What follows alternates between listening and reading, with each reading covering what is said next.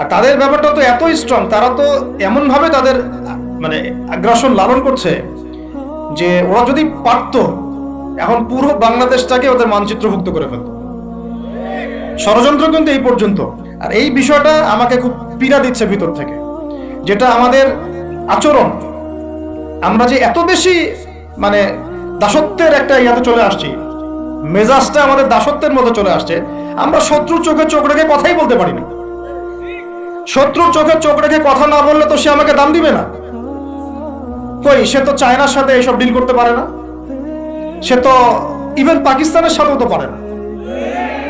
পাকিস্তানে কি খুব মুসলিমদের ঐক্য আছে নাকি? না, নাই তো। ওর ইন্টারনাল অবস্থা তো আমাদের চেয়ে অনেক সময় খারাপ। কয়েকটা পারমাণবিক বোম আছে, এই কারণে তার দিকে তাকাতে পারে না। স্বাধীনতার 50 বছরে কয়টা মিসাইল তৈরি করলেন? একটাও তো তৈরি করার ফিকির করলেন। তাহলে বিগত 50 বছরের ইতিহাস যদি আমরা ঘাটি, তাহলে দেখবো যে যত রকমের মানব রচিত তন্ত্রমন্ত্র আছে, এই তথাকথিত গণতন্ত্রই বলেন, আর এই জাতীয়তাবাদের কথাই বলেন, আর এই তথাকথিত ধর্মনিরপেক্ষতাবাদ, আর এই কমিউনিজম যা আছে সব ফেল করেছে।